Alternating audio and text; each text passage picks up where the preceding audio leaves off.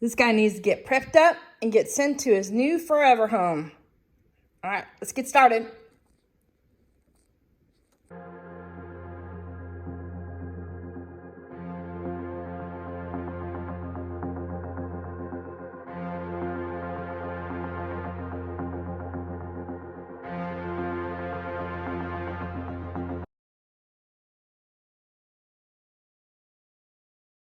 I got this guy like balanced precariously, but I'm close by, so if he falls, I can catch him.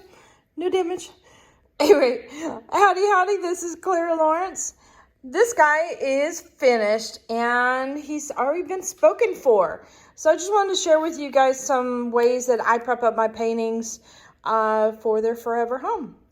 So the first thing I've done with this guy, since he does have alcohol ink, and you guys probably saw this you may not have seen it on Art Palooza, but I used masking fluid to mask off these areas here. And before I remove the masking fluid, I do several coats of a UV archival spray. So the alcohol ink portion of them is already ready to go, to be really honest with you. So that's kind of cool. He's got some little accents of resin in some areas. You see those little bit of sparkles in there that I did with the UV resin. So all I got to do now is give him one good flood coat of resin, but I also need to prep him up. So what I do here, of course, sign your piece. But what I've got here is, let's see, did I put the bottle up? I sure did. I'm going to prep up the sides here with a product I use. I'm going to grab it off the shelf here. And you guys are going to laugh, or maybe not. I don't know. But I saw this trick a long time ago. I use liquid latex, and this is makeup stuff for special effects. So it comes in handy. And for some reason, they usually ship these things without a lid. I don't know. But I use the press and seal, cover it up. It's good to go. But to be honest with you, I also transfer a lot of it to one of these little bottles here because I can pour it out a lot easier. And I put a little bit into a bowl and I use a sponge.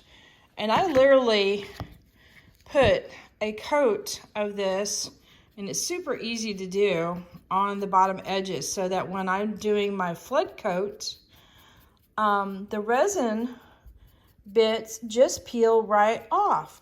Now I have to tell you that I will peel off the resin bits probably within the 15-20 hour mark kind of thing. So that way they're still kind of on the soft side. They're not, you could touch it without leaving fingerprints. But it's also like where you could press your fingernail into it and then it heals right up. So it's that kind of soft. And the little drips will just peel right off the backside. So I clean that up, get the drips off, and then this stuff peels up kind of like rubber cement, to be honest with you, and masking fluids. So it's a super easy process. However, I will tell you this much. If you're prepping up a bunch of boards like ahead of time that you're going to do some resin painting with, and you leave them on there for like a month or two or something like that, this stuff is really hard to get off. In fact, I haven't figured out a way to get it off. It changes. It's like a temporary kind of product. You put it on there, it's meant for like makeup, and you don't keep the makeup on all the time. So I encourage you that if you're going to do some flood coats on some projects, and you're going to do it, say like on the weekend or, on Monday, you're going to do a bunch of flood coats, then I would prep up what you're going to work on and have that ready to go. So tip there for you on that stuff. This stuff does not like to be dried and on the shelf for a while. So, okay. So as you can see, I did this side up and the other side up part of the way ahead of time. So it's had a chance to dry. This particular one dries clear. There is one that's tinted with like kind of a fleshy pink kind of ish. I don't know. It's a weird color. So they'll dry that color. but this one's made to dry clear. And this little part hasn't dried yet. But once it's dried, it'll be ready for the flood coat. And I honestly, my alcohol inks will drip and come around to the side and they stain the wood. I kind of like it because when I do my flood coats, I will go ahead and I rub the resin on the side here so it kind of varnishes the side of the wood, and it kind of seals it in, and it's part of the process. So I leave the drips coming down. I think it looks cool. So, all right, now to let this stuff dry and we'll get on to the flood coat.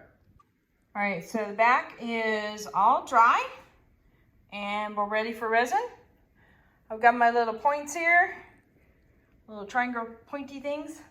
And we are going to set this guy up, raised up, so that we can do the resin on it. All right, I'm just going to put you directly in there. Okay.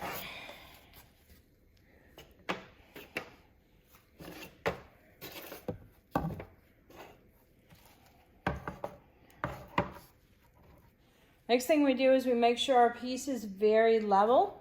And that way the resin's distributed naturally, evenly all over the piece. It is a natural leveling agent. So you'll find out really quickly, you know, which parts are not level because you'll get a thick area and a thin area. And sometimes if you're just doing color, you'll find out all your color design has moved off because your piece wasn't level. So leveling is very, very important here. And I am going to be moving this to a curing area. My dust-free zone, so that's already set up. But if you're doing this on a tabletop, just make sure, you know, you can put popsicle sticks underneath, you know, things like that, even paper towels to get it leveled up. That's very important. All right. So there's some resin calculators out there. Just Resin on their website. There's both a square rectangular calculator as well as a circular one, which is really, really nice. Our Resin also has a calculator, and I've heard that they might even have a circular calculator now, and that's new. I'm not sure Stone Coat has one. I'll have to check on that because I think that would be helpful. Wonder if I need a little more. I think so, just a little. I mix up large batches because I usually do a couple projects in one sitting. So I can't tell you how many ounces to use.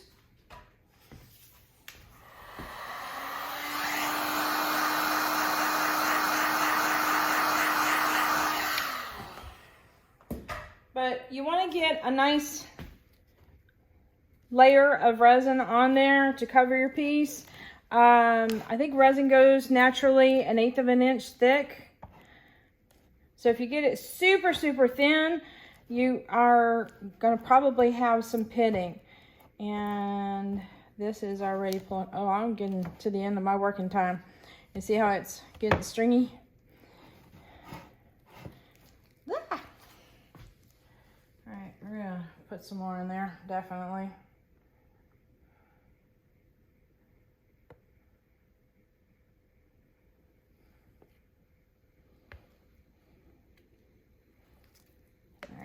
Let's see if I can do this with my left hand with a hot heat gun.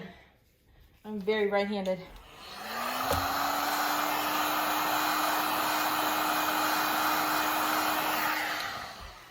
Whenever you add resin, make sure you hit it with a heat gun or a torch to get rid of any bubbles. And most of the times I go corner to corner and then fill in the middle and then start to spread out from there. Well, this guy's gonna wiggle all over the place because it's so sticky. And I just got my tray.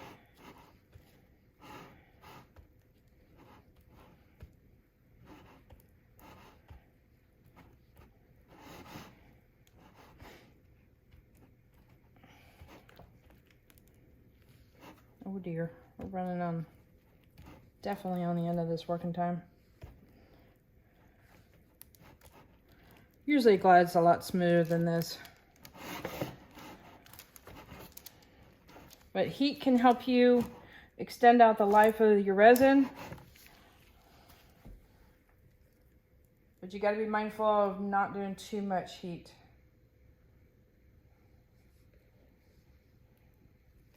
I have to get moving.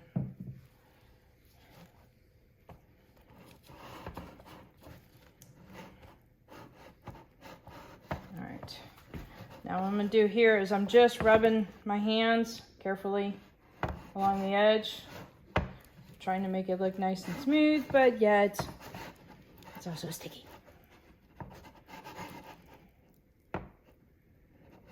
And this is just me. This is how I finish off my pieces. I usually get a little resin off the top, rub it on the sides. It kind of varnishes it up. The last edge is always hard because all the other ones are already sticky. And there's a naked spot. We want to make sure everything is covered.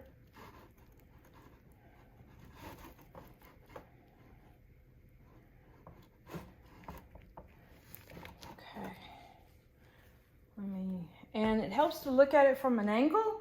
Let light help you find the dry spots.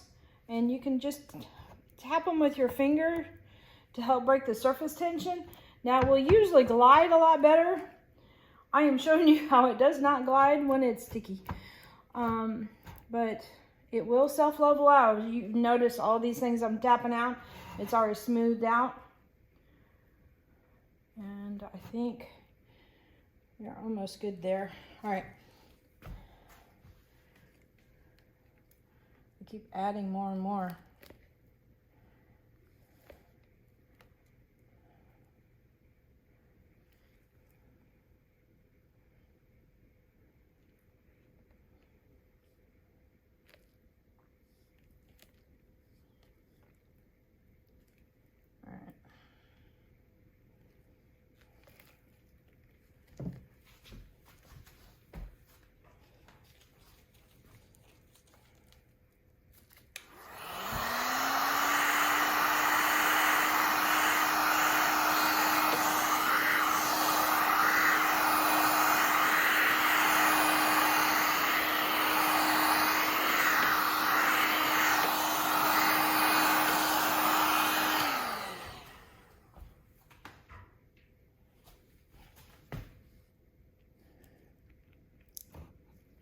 I just want to make sure everything has enough of a layer of it so it does not create pits.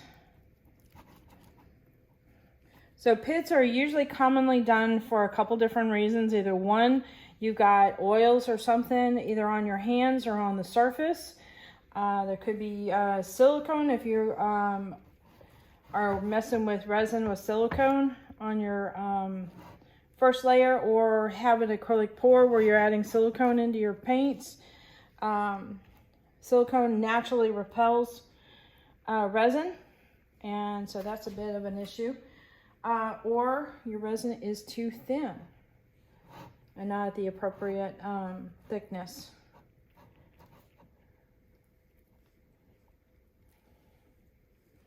All right, I'm gonna change these gloves out because they are, well, they're done because they just fell apart on me. Wow, I haven't had one do that before.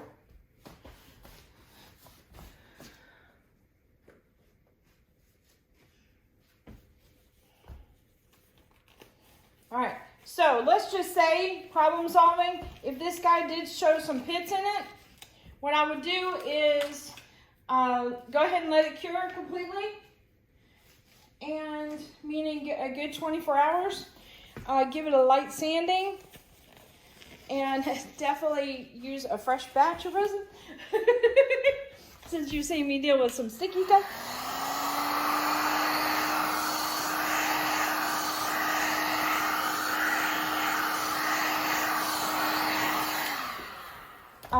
But doing a light sanding over top, you don't have to like make sure every little, you know, nook and cranny is done. Just like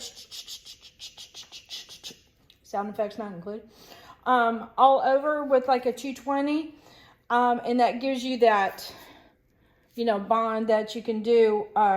Otherwise, you know, you're dealing with resin. Bump it up to a flush surface. Sanding it creates these tubes and cavities so that the resin will go in there and makes a stronger bond. So that will work out better. Now what I will do is come back in about 30 minutes, hit it with a torch, just really fast. Kind of low, keep it moving, just to make sure that I have no bubbles in there. So, and then hit it, go back another 30 minutes, depending on your resin and how many times you can come back to it. So I'm happy with this right now. So this will start to level out a little bit more. Right now it's a little ripply because of how thick it is. And it's going to take a little bit of time to level out, but I think we've got a good coat. So put this little guy to the side, let him cure up, because he's got to go to his new home. I forgot to add, and this is an important step. So when you're looking at it from the side, you can see things in the shiny areas of this, like all those little divots there. Those are bubbles that are in the process of being released. But you can also see hairs coming up. And this is a good time to scan it over and look for any hairs. And I use a bamboo skewer because it's got a nice sharp point to it to pick out the hairs and debris. But that's the tip I use for that. So the reflection in this case is your friend when finding the little imperfections. All right, so I have peeled off all the latex, and then what I did is got a little piece of a paper towel with some alcohol on there and just went back and forth over this a little bit. And what it did was actually reactivate some of this alcohol ink and spread out some of this brown. So it kind of created a little bit of a stain, and it evened out the back side a little bit so it didn't look so splotchy. And it kind of finishes it up a little bit, but it still gives an idea of a working piece. So I'm not too worried about everything being finished off and it looking like a pristine thing, because it is a work, you know, a piece of artwork that's been, you know, manipulated and things like that. So I don't mind the work showing. And then what I'll do is I'll hit this with a little bit of polyacrylic just to seal in the wood so that way it doesn't transfer. In this case, I think I'm going to put a little polyacrylic on the signature, just a little bit.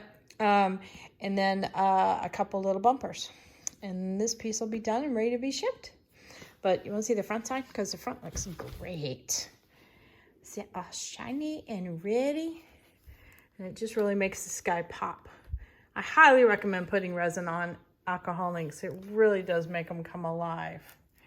And you can still see even some of that detail I put in with the UV resin there. And the alcohol ink is intact. And this piece looks nice and finished. So what I will do also is I include the bits to use to hang up, and that way I'll leave it for the individual if they want to install it that way. If they want to do it another way, it's up to them. Sometimes people have a preference as far as how they want to hang things, so I always want to give it to them at their choice.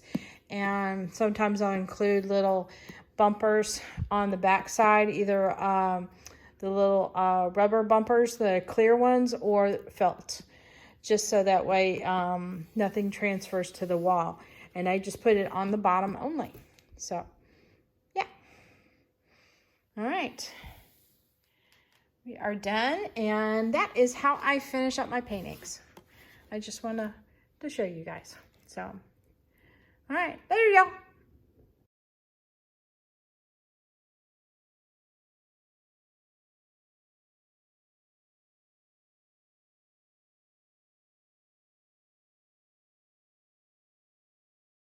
All right, hit that like button, hit the subscribe button, but definitely hit the bell to get notified next time I put a video up. And check the links in the description below for my Amazon store. I get a tiny bit of commission, but you guys don't see a thing change. What I've done is I put all the links to the supplies I use in the Amazon store, so feel free to browse around in there. Also, the links in the description also show Artist Till Death, and that's where I get all my colors I use for resin. There you go.